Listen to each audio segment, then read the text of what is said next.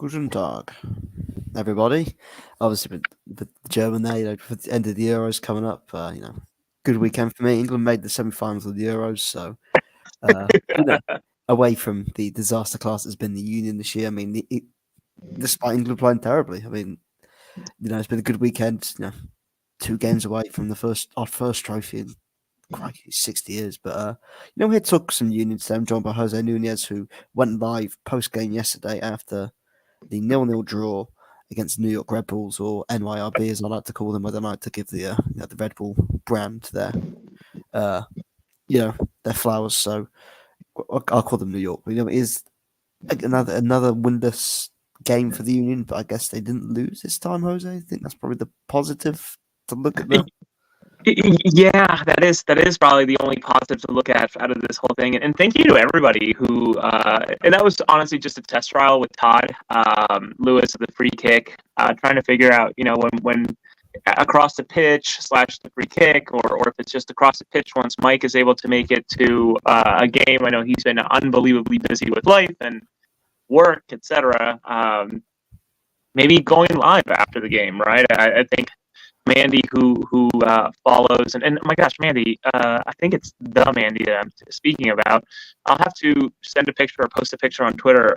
Incredible human being, was out at a thrift shop, Dave, and just sorting through stuff, looking for stuff to buy. She ran into these Pepsi, and you know these best because in football nations, you have these all over the place. 1998 World Cup promotional Pepsi glasses with the team, with Argentina players. And I'm thinking to myself, holy shit, like how do you even end up with these? And she said it was from a thrift store, etc. I'll have to put a picture. They're in pristine condition, made in France, all this nonsense. It's almost like, I remember having so many of these when I was a kid in South America. And Dave, you probably remember those very same glasses, branded with teams and players doing, action shots, that type of thing. Yeah, I think the 98 World Cup was a year before I was born, funnily enough. So, yes, I mean, for me, I probably don't remember that was a bit too early for me. But I sort of do remember, that sort of era, when perhaps things were more creative, if you know what I mean, when, um, you know, this sponsor companies were a bit more creative when it came to, marketing the World Cup as opposed to now you get the boring stuff. Not the boring stickers. You really get the sticker books and the. Do you know what I mean? Oh, I'm seeing comments that my audio is clipping. Well, I am so sorry, everybody. I hope it gets sorted out. Let me do something here. Again, as some folks know, I got a brand new tablet to try to do some more reporting, or the reporting I have been doing, and I'm just trying to figure out how to use it correctly and what to use it for.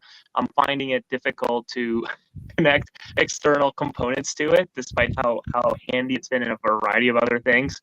In fact, everything that you all have seen from me that's not the live stream has come from this very same tablet in terms of, writing and posting on Twitter. So I apologize if the audio is not good today. If it's really, really that awful, somebody can, fuck off, Todd.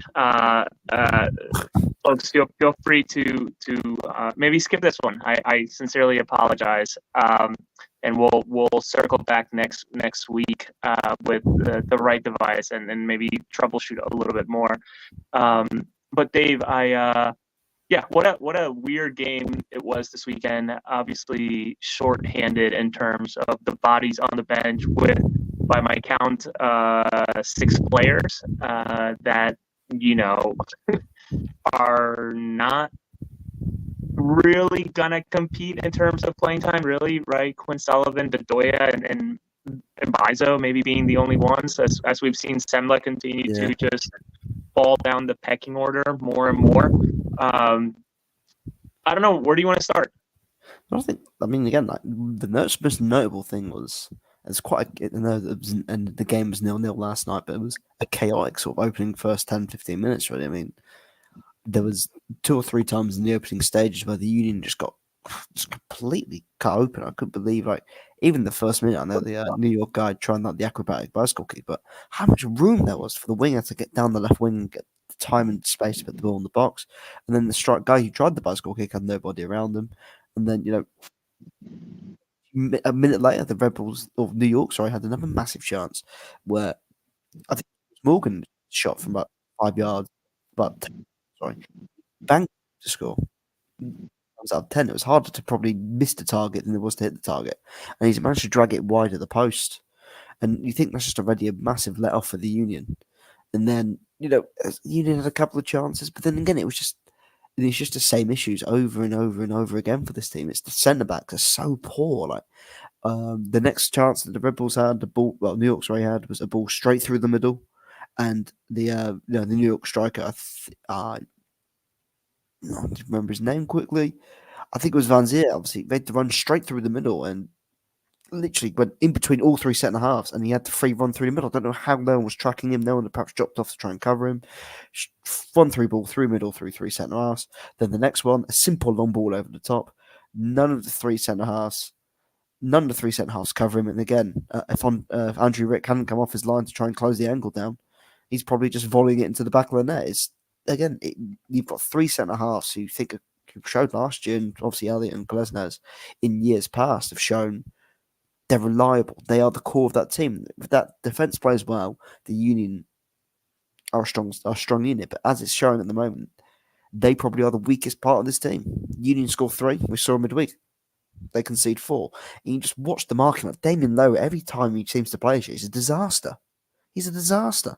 He manages to somehow try and head the ball out, but then gives it straight. I think it was a chance in about 20 minutes, maybe. I think he tried to head the ball out of play, and he gives it straight to the Red Bulls player. And instead of dropping off to get back in position and cover the guy that was occupying his space he was initially in, he just stood there and looked at the ball, and they played the ball through for the guy, and he's in 1-on-1 again. And Rick makes a big save, and you're thinking, cover your man. And we'll go on to the second half a bit later on, but he made another terrible mistake very late in the game trying to shield the ball out, and the guys just outmuscled him and squeezed around him. And again, Rick bailed him out. All three centre halves have just been shocking this year. And I don't know whether what's happening behind the scenes, or it's just perhaps players getting older, or teams have now worked out how to play against the Union. But it's just they're all a liability at the moment. I don't know what you think, Kazi, but the centre halves seem the defense. It's obviously said defense, but the centre halves are just liabilities. It's just allowing free runners to get into the box, letting players to have chances unmarked. The strikers splitting two defenders instead of someone taking initiative. Both of them stand off, and no one takes initiative to try and take the man on. And it's just thinking, where's the leadership in that back line?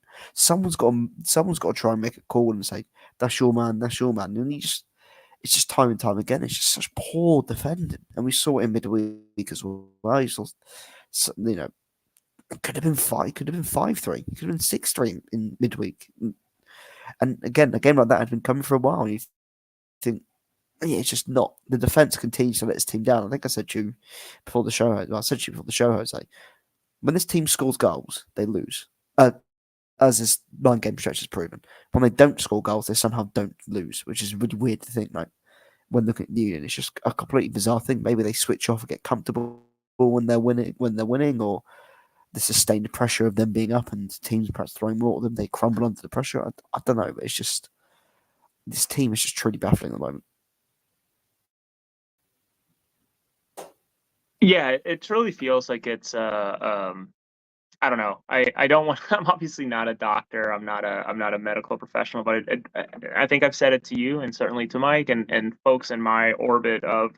I am genuinely certain that I'm feeling really, really certain that uh, Glesnes just has not been 100% the entirety of the season. And anything from his hernia last year that took him out of the playoffs with that surgery that needed to happen. I think he was it felt like, or minutes wise, I think the numbers don't lie. Fact checkers in the chat can let us know, but amassed that incredible amount of minutes, and obviously that was compounded between Champions League at the time, which is now the Champions Cup, the MLS season, as well as Leagues Cup.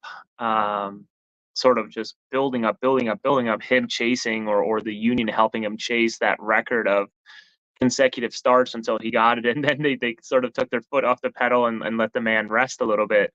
But for him, it just feels like something is just off, and it's been that way all season. It's as nice as it is to have low back. You can tell that something's also amiss with him. I think he's had really good games in the past. This was a totally fine one.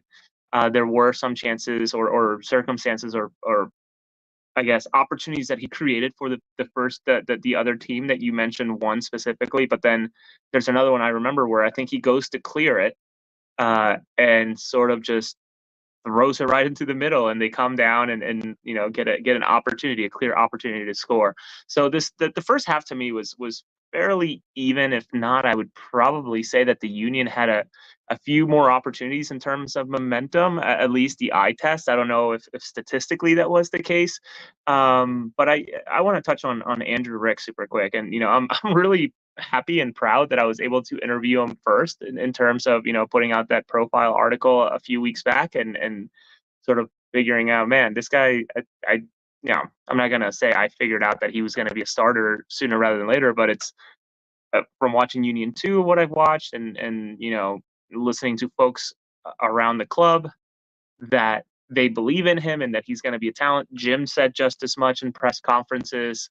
Um, Really fascinating to see that now it seems like he's the guy, right? That for the foreseeable future, maybe he has taken over that first, that starter job out of Semla's hand until, of course, Andre Blake comes back, which I got to say, going into the mix zone to go talk to players, I couldn't help but have a gigantic smile on my face when I see Andre Blake and Corey Burke just off to the side talking and just being pals, right? Because that's a face that I think, hindsight being 2020, how much this team would benefit from having someone like Corey Burke on the roster to come in and close out games, or maybe be a second or a better striking portion partnership, I guess I should say. But Andrew Rick, man, I feel like being a goalkeeper is one of those positions where if it goes in, you weren't positioned right, and if you save it, people can argue that they shot it at you. So credit's never really like properly given.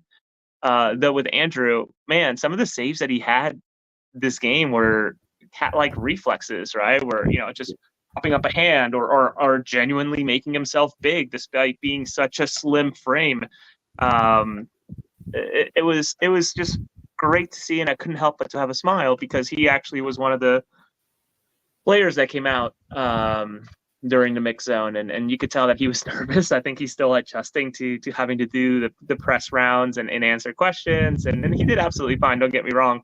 Um, Rick was, to me, the man of the match yesterday, and actually sitting down with Todd at the press conference or prior to the press conference, looking at, and I know it doesn't tell you everything you need to know in terms of scores or whatever, or how well a player played, but looking at rankings on FOTMob, or ratings on FOTMob, I should say, right before the whistle, he was like a 6, and as soon as the whistle went, shot up to like a 7.2, 7 whatever he ended up with, and I'm thinking to myself, oh, they hit refresh, like they were waiting last minute for something to not go in. So to me, last night he was the first, if not second best player on in that game. I think he is the reason why the team got the result yesterday, because that could have been really, really ugly had one or two of those, again, cat-like reflex saves gone in. I think you kissed that game, goodbye pretty early on. So, Andrew Rick, what a revelation! What a roller coaster of a ride from being a Union 2 player to out of nowhere making the CONCACAF Champions Cup roster when that came out, and now being potentially the starter for the senior team all within 6 months. That's the stuff of dreams. So you can't help but to be happy for the young guy. So maybe we can move on to the next phase, Dave. Where do you want to go from here? I think again, obviously, as you sort of mentioned, like in terms of chances to create, the Union sort of grew into the game in the first half. I think McGlynn had a good chance where fizzed shot towards the top corner, and the keeper made a good save, and the Union did have a good couple of chances. Again, denied by I think it was Carlos Correal. Carlos Correal was, I think, Carlos Correal. And then I think again, the Union sort of grew into the game, perhaps and again, a couple of big chances, and you think, if they could just take one of them. I think Gazdag had a good big couple of chances in that first half as well, and they were starting to build some momentum, and then came into the second half, and I think there was that small spell in the second half as well, where I think the keeper made 2 close saves. Like, I don't know, had the first chance. No, Garstak had the second chance about 6 yards out, and after he'd made a good save from a header, I believe, on the first chance. And Union were growing momentum, and then I think, sadly, again, the same issues sort of New York sort of started to take over the game again, and as we've seen, as I mentioned earlier, the defense being wide open, that left hand side, Wagner nowhere to be seen, low caught out possession. You have two free runners down the right, no one following their man, and they pull the ball back, and luckily, I think from the chance I'm thinking of, I'm pretty sure they sort of missed the target from where they were. But again, you just think, how are two players? You're playing a back five.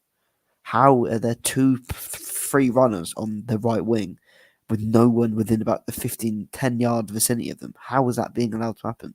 And it's not, if it's one off, you think, okay, fair enough. But when it's not only just happened 2 or 3 times in the same match, but it's happened multiple times in probably the last 10, 15 games, again, the questions, you have to start asking the questions. It's not as if it was a makeshift back five last night when they got Leon Flack left back, Harriel left centre back, and Bedoya right wing back. You could sort of understand if that was happening, but again, it's the defenders that have done you so well over the last 3-4 seasons, and they're the ones. They're the ones that are constantly being caught out, constantly doing the basics of defending wrong. I don't know about you. I think the Union. It's probably a good summary of how the Union have been the last probably 6 weeks. A good spell, pretty much completely wiped out and undone by a one poor moment, because that one chance there when the New York managed to get in behind sort of sparked them back into life, and they sort of regained control of the game. I don't know if that's how you interpreted it, but for me, I think they sort of took back control of the game a bit in terms of creating chances and splitting the Union open quite easily.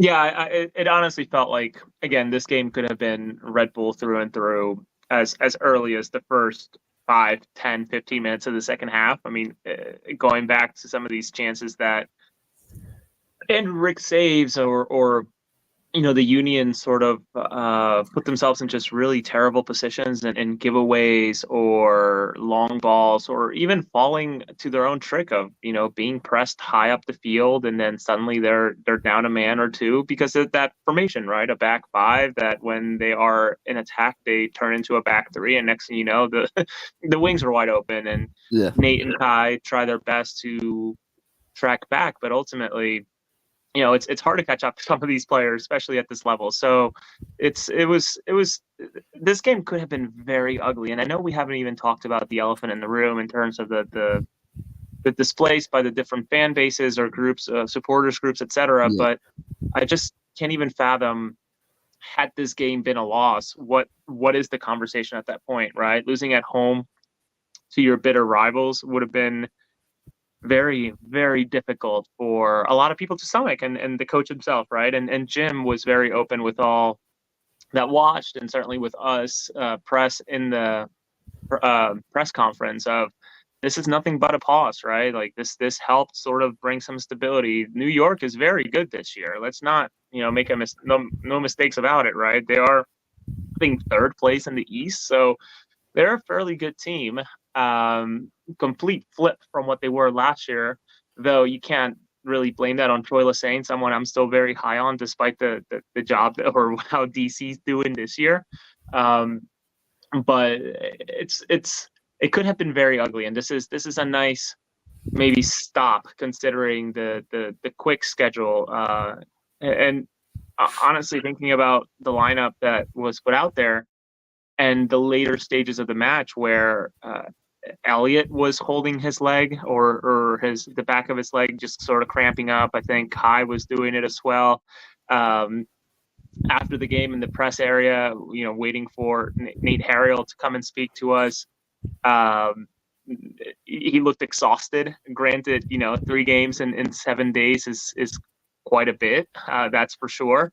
It was just, going back to the depth or the lack of depth in a lot of positions here, where the Union are genuinely 1 or 2 injuries away from being in a disaster, and then having to throw players into the deep end, like a Makanya maybe if an Elliott goes out, and how do you do this lineup? I guess you would go Glesnes Low, Kai, and Harriel, and then sort of mishmash something together. But the Union, again, after this game, good luck to Nate and Jack as they go to the Olympics. So they're gone up until, potentially contending the entire Yeah. way in the Olympics. The U.S. is good, and they're in a tough group with France host and New Zealand and Guinea. So I can envision that they and France will make their way out.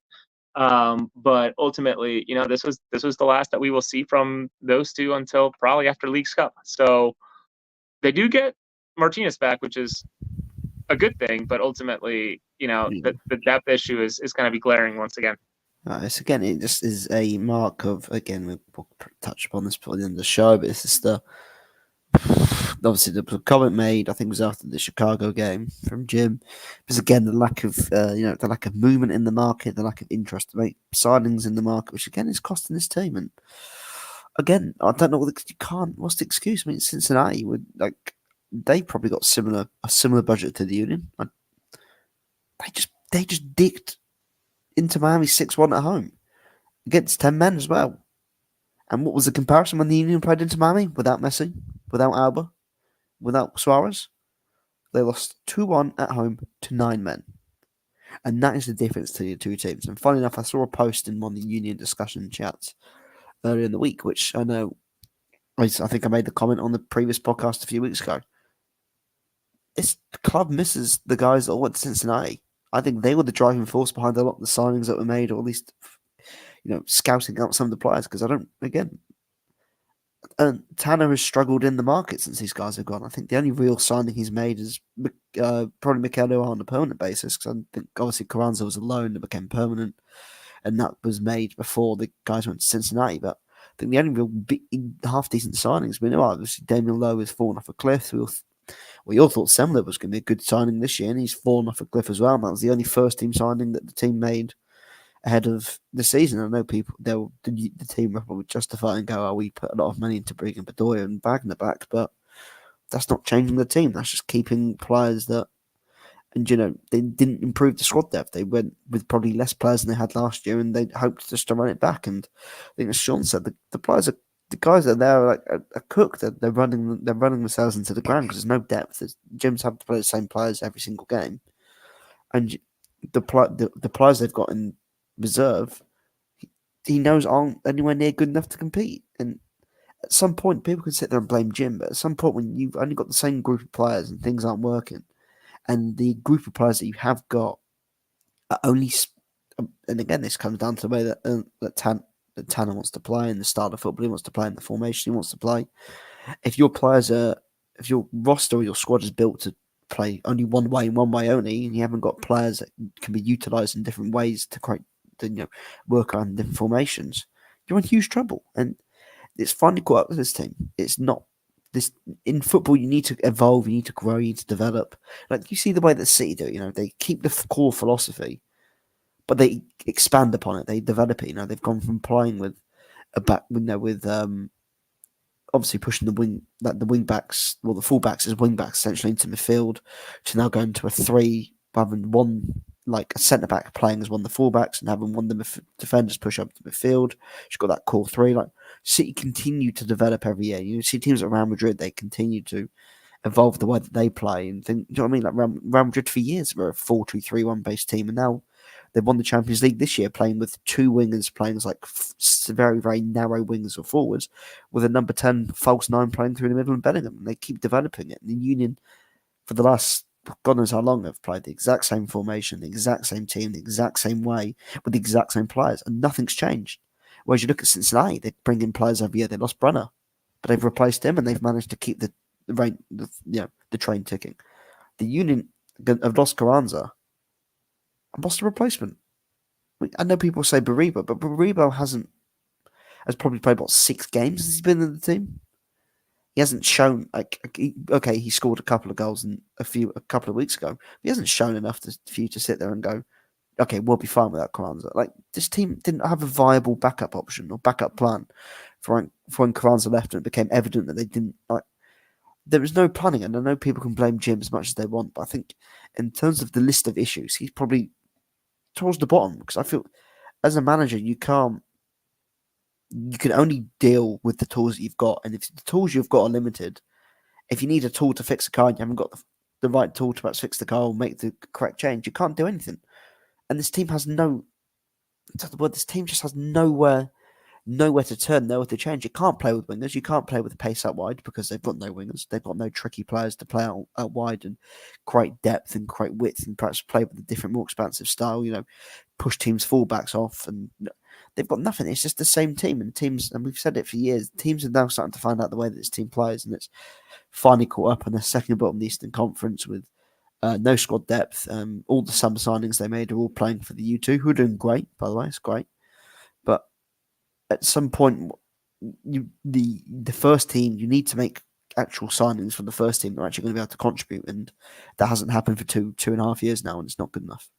And again, that comes with ownership. That comes with the guys in the scouting department, Tanner, the director of football, whatever his role is, whether there's an official title is, all comes from that. And then Jim's fed what he's given, and if Jim's not given players, and as he made that comment the other week about he doesn't want to get in trouble when discussing potentially bringing players in. What's he meant to do? We're in the summer market, the transfer window's about to close, and this team's just lost its best creative spark, its best player, and there was literally no movement to try and use the money that's been used to buy him to reinvest in what is an extremely struggling squad ahead of the League's Cup, which, if we're being honest, they're not getting out of that group. At some point, you'll probably have a sigh of relief that this team won't play for a month. Yeah, that'll be interesting, Dave, because and I'll a little correction I'll save you from the MLS transfer window opens July 18th. Okay. So it's a little different than the window in Europe, etc. But your point stands, right? It's you've had this outbound transfer, someone who's just so significant to what the Union do in terms of attack, but not just attack, right? Stuff that doesn't show up on the stat sheet often in terms of pressing and pressure, etc., that just can't be replicated. And yes, we're still, despite him being here a year and change, Ty Baribo, which, by the way, last night he was, per some stats I'm looking at here, he was the player with the least touches out of any outfield player to play 90 minutes yesterday, with 25 total touches all game as a striker. So for what it's worth, it'd be a lot worse if he was a midfielder, but as a striker, maybe you can live with that. I don't know. You'd like to think that he could do some hold-up play, especially the way that the Union play, get some more touches that way. But ultimately, that's what transpired. We'll see if Ty develops into that. If he does, man, what a wonderful signing. But from the short amount that the Union have been able to show us of Ty, it's going to be tough to replicate what Carranza does, no matter who you are. But you are just not seeing it yet, or we will, fans and press alike won't see it because it's just not there. Yeah. The Union genuinely got a $7-8 million striker for pennies in Julian Carranza, and the way that it all worked out with Inter Miami, and the Union are just not bound to make that type of signing, at least not that I'm aware of, or can even imagine. So we'll see what they do, what they replace. I'm sure that behind the scenes, and I want to give credit to folks over there that I know are super capable in terms of scouting and doing the work, going through the process of identifying, working through player profiles, presenting players. But at some point, it's where does the buck stop, right? And that's what I think a lot of the fan base is sort of getting to, especially with a tough season. But let's not be short-sighted. This is a team that has done so well over the past 5-6 years, and sure, it is frustrating to not see investment the way that I guess they would imagine, but it's also being realistic, right? This is a team that has performed well over the past 5-6 years. So for what it's worth, I'm not here to be a bootlicker, but just to offer a different perspective on it all. Are the protests valid and have some merit?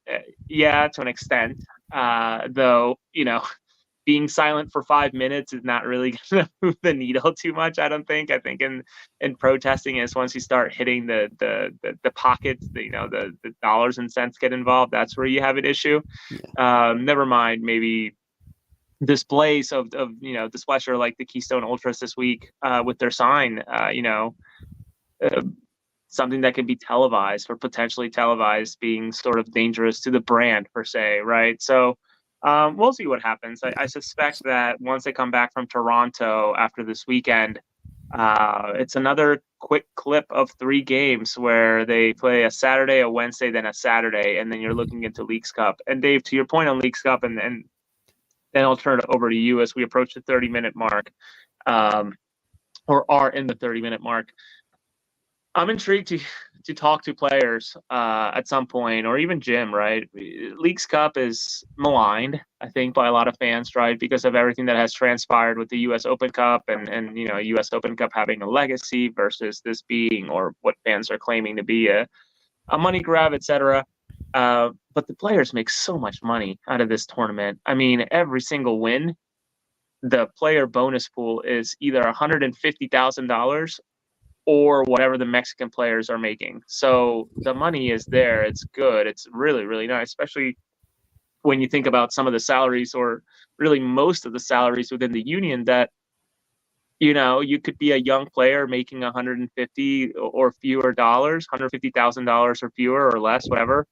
And suddenly, because you were part of the roster and were part of Leagues Cup, you're suddenly getting a bonus that's a third or a fourth of your salary. That's sizable, right? Yeah. So that they'll have some interest in that way, and I think players told us just as much, right? I remember Jesus Bueno saying, like this is meaningful stuff because there's financial incentive that we're very, very happy to go out and perform, and ultimately, whether people are realizing it or not, or maybe I'm coming to the conclusion of it, Leagues Cup is really the only avenue that the union have outside of winning MLS Cup, which I just don't see that happening with how much has to happen between now and then. Leagues Cup is really the only way that this team can really get into international soccer, right? And the CONCACAF Champions Cup. And I think that's very important, especially when you talk about expanding the game, showing your brand to other countries and nations, and building the exposure. I think it's extremely important, and especially in recruiting, though you could argue they're not really recruiting a whole lot, or players that would be Yeah. too enticed by international soccer that way. But nonetheless, I think Jim has mentioned as much in terms of being proud of being a team that's consistently in these tournaments, and being able to play in these tournaments, which is an honor because it means that you either won something, or you were very close to winning something, or your performance was good enough that you qualified to go into this tournament. So yeah, it'll be really interesting here in the next couple of weeks, especially with, again, the revolving door that is inbound and outbound with the 2 Olympians, plus a CONCACAF under-20 tournament that will probably take Vasquez and maybe long shots in terms of CJ Oldney and Andrew Rick. Who knows? I doubt it, considering how fast things have changed for him. But getting back Jose Martinez, who is a big piece. And the question still remains, how is Andre Blake's knee doing, and what is the timeline for him coming back? I see some comments here in terms of, I can't see us going very far in Leagues Cup, and I don't blame anybody for feeling that way, especially when you look at who they have to play in Cruz Azul and Charlotte, who Cruz Azul is a giant in Mexico, and then you have Charlotte, who is a different animal this year under new leadership and whatnot. So for what it's worth, we'll see what happens and how they do it, but do know that the financial incentive is there to make the players want to play well. Not that they needed it, I don't think, but it doesn't hurt when you're told, you win a slew of games, you're getting a bonus that could be potentially up to a good chunk of your salary. Why wouldn't you go out there and perform? So I don't know. We'll see what happens, man. This is such an unprecedented season, and gosh, it hasn't been since like 2015 when we've seen this type of run of form. Really, it's been very, very tough. Yeah, I think I still said not seeing this run. I think the probably one of the main concern thing is it's not really our direction with the team at the moment. I mean, again, like we've seen the great success, and you sort of when the team signed Carranza and they were signing Gazdag, they just come off that support shield year. They were starting to bring an Ua, and the direction was we are going for the top. But now the last 2.5 years, maybe last year you could sort of see it. Bringing the stronger depth with Pereira, Lowe, and Torres, MLS experienced players, and you somewhat think to yourself, okay, they're trying to load up the team to fully compete this year and give themselves as good of a chance as possible to not only compete on the CCL front, but they've got experienced MLS players who can then fit in and plug in the gap if they've had to rest players or whatever. And none of those players worked out, and there was never ever a sort of this summer there seemingly was never ever a plan to replace them. It was okay, we're going to bring in young players who we could possibly make profit for, and we're going to keep the rest of the first team players we've got. But then, if that's not being fed through to the supporters, maybe. I mean, but there needs to be a message to the supporters. If the direction that the club is going is we're focusing on youth, we're going to bring the youth players through to the first team. That is our plan. Perhaps fans could be more on board with what's going on right now. Fans might understand, with CJ only. Sorry, so, fans might be a bit more on board with CG only coming through the team. Andrew Rick getting more minutes, a Vasquez or a Rafanella getting more minutes. Fans would probably understand the growing pains. But when there is no message coming from the people above about what the plan is, from everyone else's mindset is win. We need to win now. And this team is clearly not built to win now. You're stuck in limbo. There seems to be no direction. And again, people moaning about not spending money on the team. It's justified. They've just bought a stake in a team in Denmark or Norway or whatever. Like, when you're seeing that happen, and then there's evidently no, at the moment anyway, we've got the transfer window opening, but even in the previous transfer window, around like the New Year time, or when there was no real intent to sign any players to improve the first team or help the first team into the season. Do you mean there was nothing? There was none of that. Do you mean there was no direction? This team has no direction. That comes from the owner. That comes from the people that are scouting and making the signings. But again, the signings that did come in, and Marcus Anderson and Sanders and Garbo are all young players, and they've all collected important minutes in the Union 2 this year. But again, great. The Union 2 are doing great, and fair enough. But supporters aren't buying season tickets. They're not paying the hard-earned money to watch MLS TV or MLS on Apple TV. They're not paying the hard-earned money to travel around the country if they are to watch the U2 and have the Union 2 do great. They're paying the hard-earned money to watch the first team, and if there's no direction of what is going on, fans have every right to be annoyed. If there needs to be communication between the top to the fans to say what's going on, because at the moment to me it looks like they're focusing more on bringing players through the U2 up into the first team as opposed to probably make a future profit, but that isn't being communicated, and it's not been. Again, it leaves fans stuck in limbo on what's going on, because again, there's guys in the comments, social media all season, like they were hoping this season could be a winning season. The team can make a playoff run again, but at the moment there's no squad depth. They're relying on players that have no MLS experience to fill the bench, and CG only coming on in multiple games this year, 17, 18 years old, with next to no real professional experience to try and make an impact. Rafanello, who's been stuck in the U2 for the last 2-3 years, to come in and pick up the buck when Gazdag's not fit, or when certain players, Quinn Sullivan's injured, whatever. These are players, inexperienced players who are being asked to pick up massive roles in the team when they haven't even barely been bled through into the first team in the first place.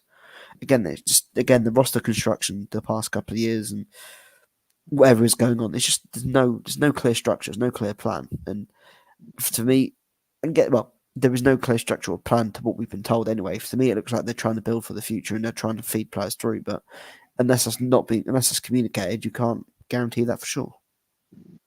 Yeah, no, and that's just it, right? If I think you nailed it in the head. If the plan was to, it almost feels like punting the season away in a way, and I think I don't know how to say it. Gosh, right? If you see the Vasquez's of the world or the CJ Oldneys and all these other young guys come in and play, then you can maybe make a better justification for the run of form, right? Like, we're trying to develop these players, we're trying to give them chances, opportunities, etc., and the results are showing growing pains. But when you look at this roster and the makeup of it and the players that are actually playing, it's difficult to look at it and say, well, this is why. It's like, the reality is, like, it's it it's just aging. And maybe again, 2022 being such an incredible year for a majority of these players with record years. Gazdag scoring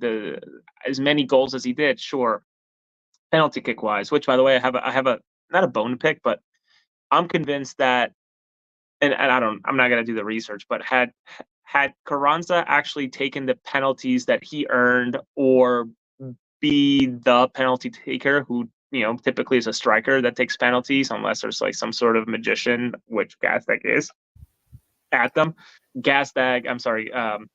Carranza would have easily been, well into the 40s or 50s of the goals for the team in such a short amount of time.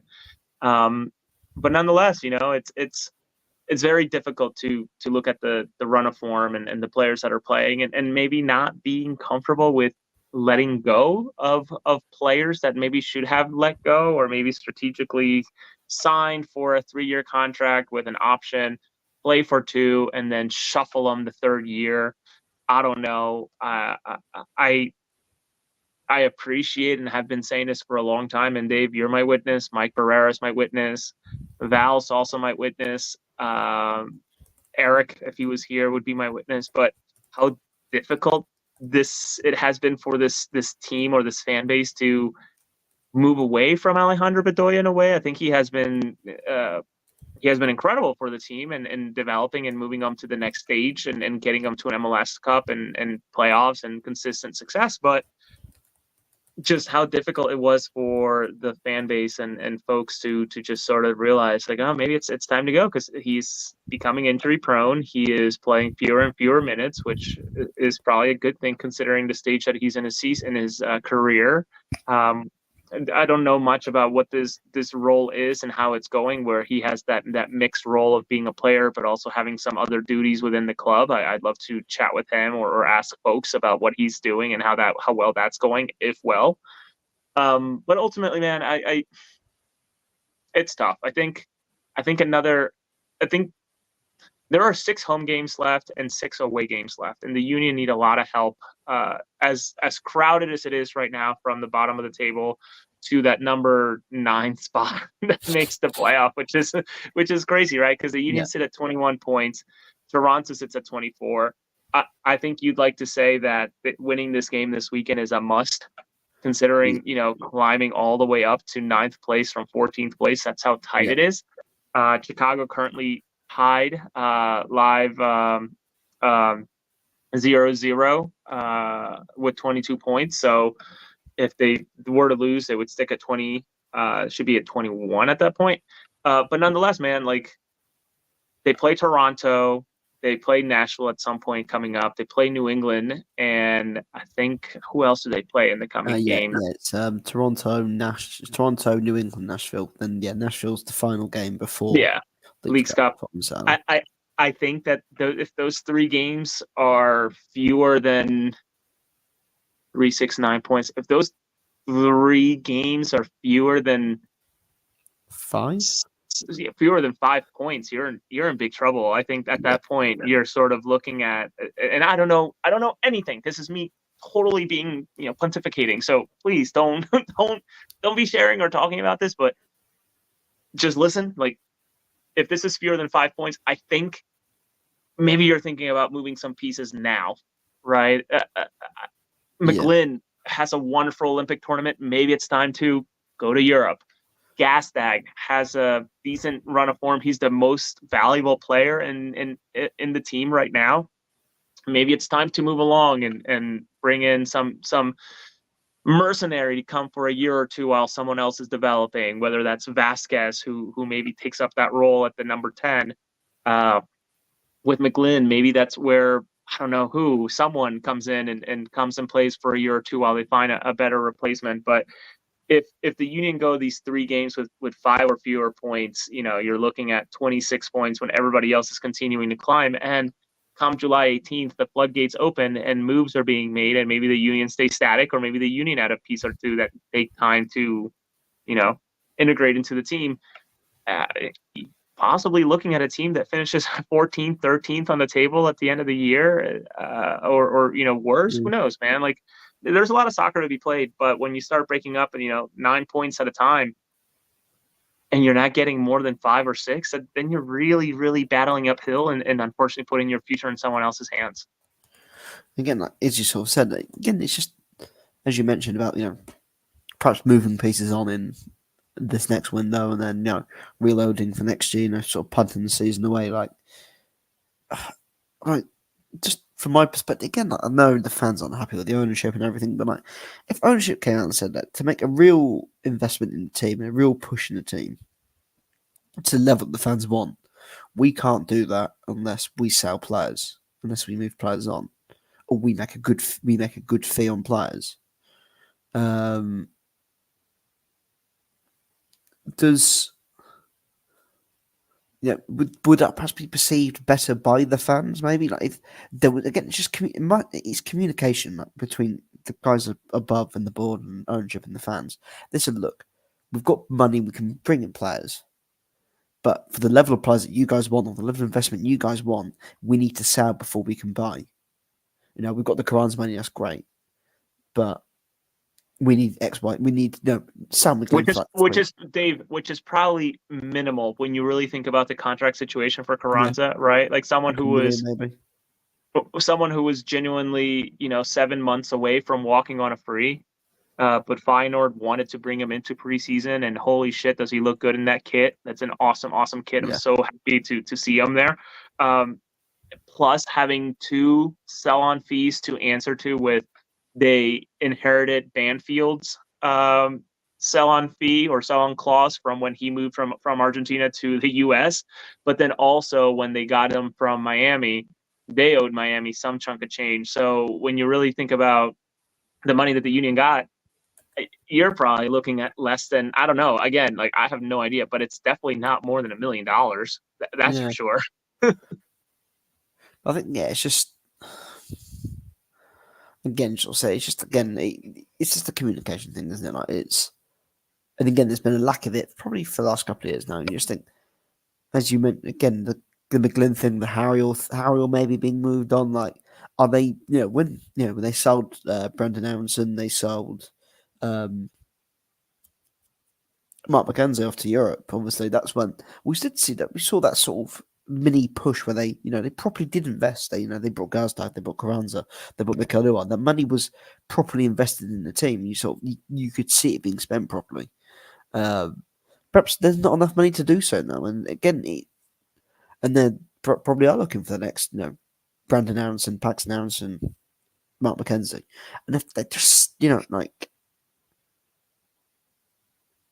do you know what I mean? And again, Sean makes a great comment there that they've sold players and put it into the academy, not the first team. And again, that's evident this last couple of years. They've signed more players to the academy than they have for the first team this year. Like Marcus Anderson sort of floating between the two. But again, like you've got players like great and Garbo's doing well in the U2 at the moment, but like surely you could feed that. I don't know. I feel like I can go around in circles at the moment, but I just think the money it just be better just communicate better with the fans, and the people would have more. And again, the guys in the comments have also like voiced as well. Like there would be more patience if they said, "Look, we're going the more youth route. If we want to be able to buy better players, like when we did sign Carranza, Gazdag, Uar, and whatever, like we need to be able to afford it. We need the actual money to afford it. So we are going to have to sell assets to be able to bring these players in. So if we sign Bigland for $7 million, then we can then spend that money collectively and get a new players of that quality in. We can actually bring these players in and we can properly invest in the team. If they just said that outright, fans perhaps might understand. But fans might be a bit more easy to. Do you know what I mean? If then the union said we're going for more of a youth influx the next couple of years, we're going to try and feed these kids in. We're going to try and bring them into the MLS play, and we're going to really try and have a youth approach. And then you have a Gazdag in there and everything. Like again, fans will be more receptive. I think it's just having that communication from ownership board down, and Jim sort of at the court is. I feel bad for Jim. Sort of court is the middleman. Really, he's trying to keep a sinking ship afloat while getting no support from the guys above him, not really getting any help in terms of getting players to perhaps change a system that is clearly failing now, and it's clearly um, what's the word? It's clearly outdated itself. It's clearly past its sell by date. He's not getting any help to try and move away from the formation that they're currently using. They've got their two main strikers, Anuar and Baribo, from what we understand and what we've been told, and we have seen are the exact same players on the last man, trying to use their pace to get beyond players. You know what I mean? Again, this team has so many different. It's just hard to explain. But I just think, there's the blame probably is above the two guys above Jim. I think Jim I think he's been hung out to dry a bit. If I'm being honest, I think he's the guy. He's been made a bit of the scapegoat really when He's worked wonders the last few years to keep the team afloat. Now you're seeing the real money being thrown around the league, and sadly, he's being one that the union and one of the teams being caught behind, and with a lack of a plan or a lack of an openly giving a lack of a plan to supporters, it's erupted into the protests we've seen at the weekend and probably will continue to the rest of the season. The team needs to speak out on it. Just give a plan. Just tell the supporters know what the plan is, what the idea is, and if it is a youth team movement, again, no one loves nothing more in football when young local players, academy players, break through into the first team, become heroes, local heroes. Everyone will band around. Everyone will gather around and support that. Because again, you will expect growing pains. People will expect these players to struggle. But do you know what I mean? Like there will be more support for the team if they're okay. We're going for more of a youth approach. We're bringing X, Y, Z through. We want CGL needs to be an important part of our midfield. We want Vazquez to break through and perhaps create a 2-10 role with Gazdag, whatever, the Quinn. Do you know what I mean? Just give a clear instruction of what's happening, and supporters will get on board. Do you know what I mean? That is the one thing that they need to do. Just give a clear structure, of plan of what the next couple of years is going to entail. And if it is a youth movement, then so be it. Fair enough. You may have to punt a couple of years, but you could end up developing 2 or 3 stars like they did a few years ago. And again, that creates a feel-good factor. The supporters get on side. You're supporting young kids, and it gives the impression to young supporters, like your two boys, Jose, like, we can make this. We can be 17, 18. Even with Kevin Sullivan as well, probably breaking through next year. Like, he's probably going to be playing first team football soon. Gives young boys, young girls, the belief that, yeah, I can make it as well. Do you know what I mean? If that is the plan, that's what they want to do, just come out and say it, because I think it will be more positively received than them trying to keep it under wraps and pretend that they're trying to compete when they're clearly not. Yeah, and that's just it, right? If that was the messaging, and let's just be completely fair, I don't really know that they owe anybody any type of messaging too. To be fair, like, yeah, you could argue that fans are customers, etc., but playing your hands out in the open can also make it very difficult for teams to operate. So I just want to be devil's advocate in a way too. But it certainly, if they were to be that open, it would certainly soften the blows of being in a really tough situation. And I think Janice's point is good here too. Yes, Jim has a hand in this in a way, but he's not. I don't think, I hate to use the word blame, but ultimately, I don't know that most of it, or if much of it, really falls on him. Yeah. Sure, there have been some shocking decisions in terms of, man, I don't know, identifying Semla in terms of maybe someone that just isn't ready quite yet. If you think about that big mistake of, gosh, punching the ball instead of catching it, leading to that corner kick that Chicago scores on, sort of a shocking mistake, and it is what it is. But ultimately, I think it was Alexis Guerrero and on NBC made this NBC on CBS. I'm sorry, made this analogy, which I love. He's made cakes out of crumbles that he's been given by the front office / ownership in terms of player investment. So I just want to be super clear about that as well. But I think, again, as you mentioned, obviously perhaps not starting Salmon over Rick, but you shouldn't be in a position where your next best option is an 18-year-old goalkeeper. A kid having to go out on the road in Chicago, that shouldn't have to be your next option. You should have a sufficient number 2 there who can do a job. An experienced backup goalkeeper. Do you know what I mean? Again, by the way, Andrew Rick played fantastic last night, and I think it was great. But as a manager, probably your worst nightmare is having like a young kid on the bench, having to come in and be for a goalkeeper that has had injury issues the last couple of seasons. There should have been a better backup plan than having, Semler, an inexperienced goalkeeper for his age as well, an unproven goalkeeper at the MLS level, and an 18-year-old. A kid still in America. He is a kid. He's 18. Like, you can't drink, you can't gamble. Like he's still a kid.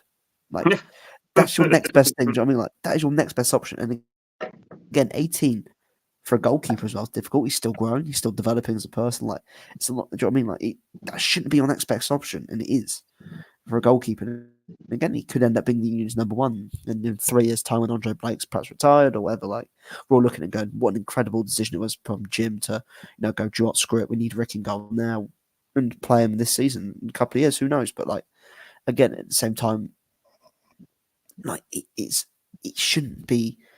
He shouldn't be thrust into a position where he's having to throw young guys into a burning fire at the moment, which is what it is. It's a toxic environment at the moment. That's what it is.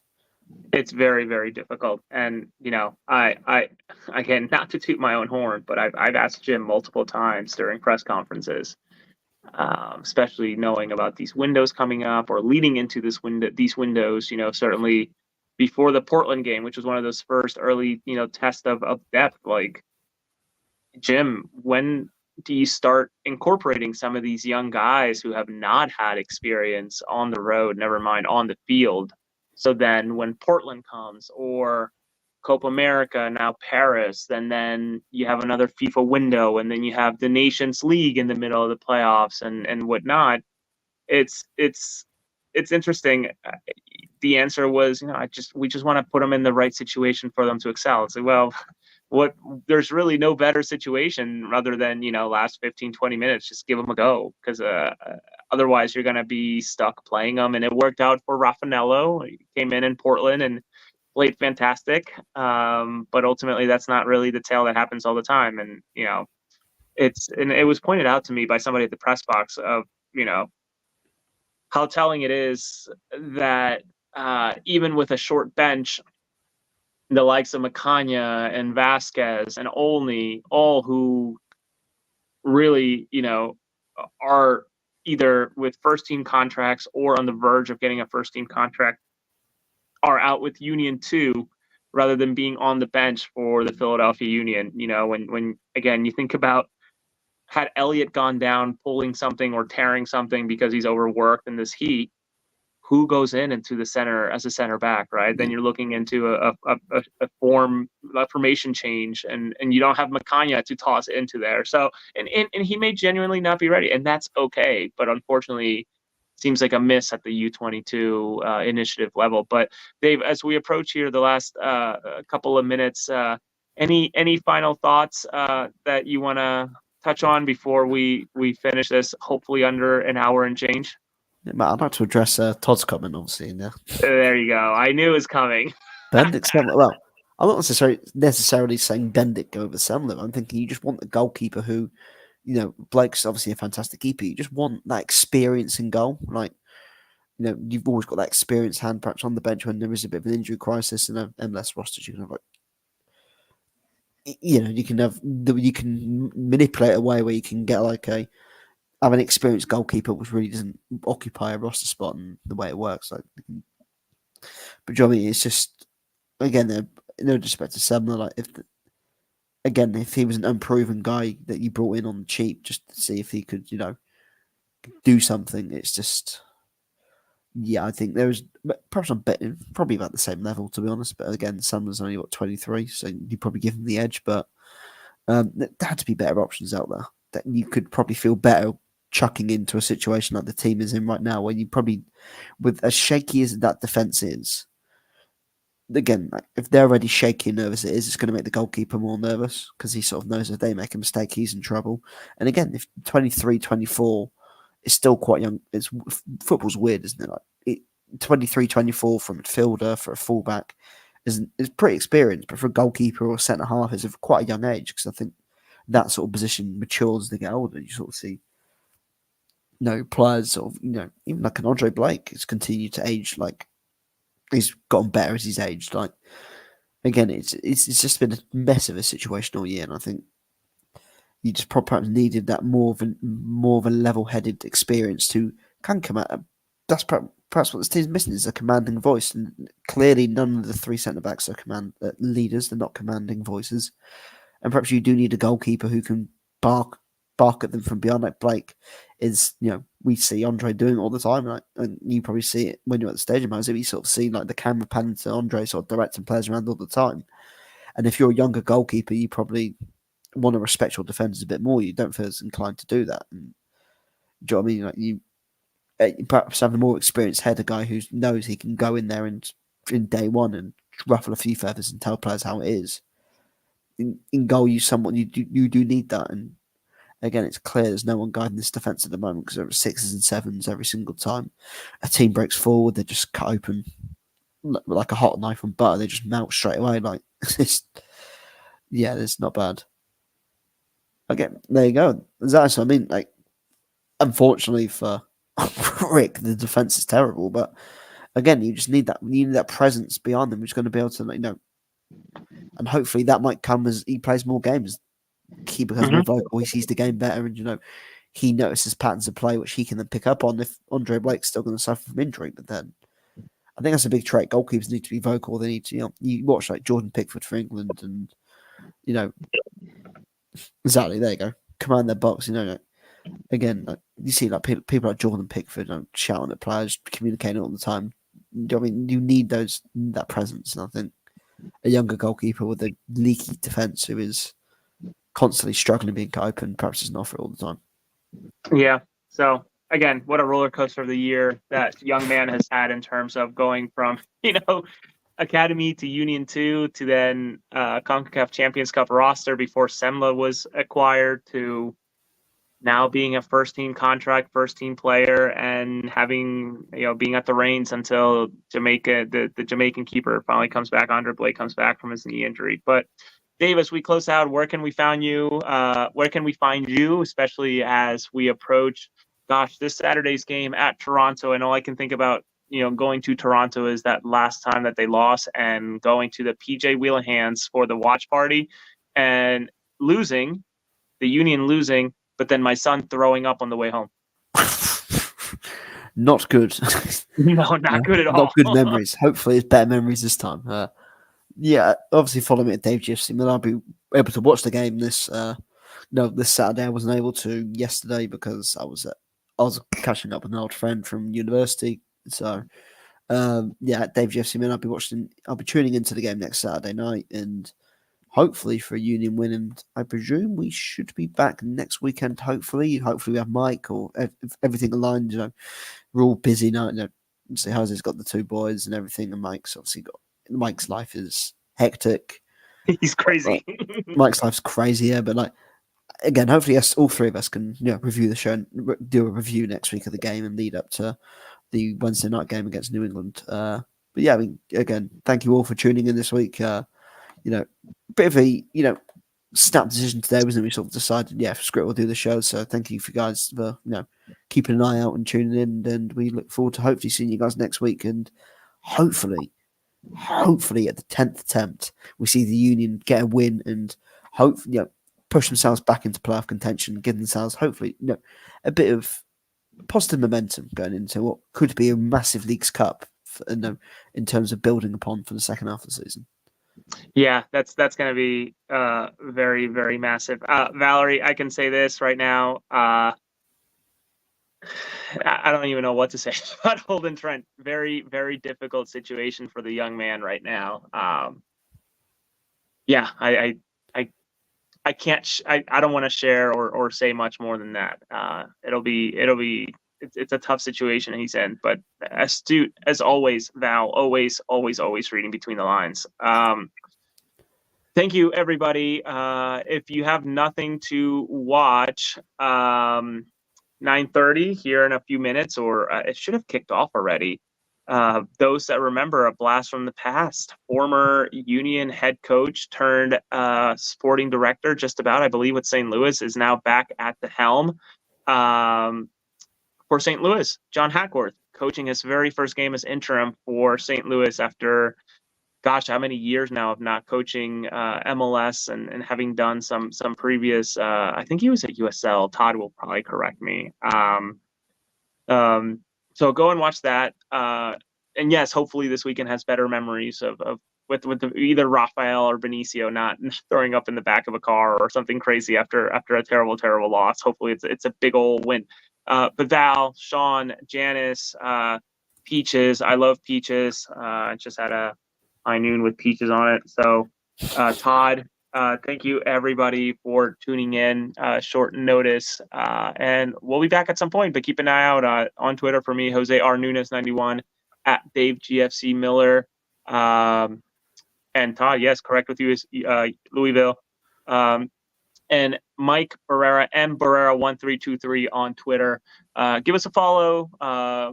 Follow all of us for Union content where we can, sharing news as best as we can. And we'll see you soon. Bye-bye. See you soon.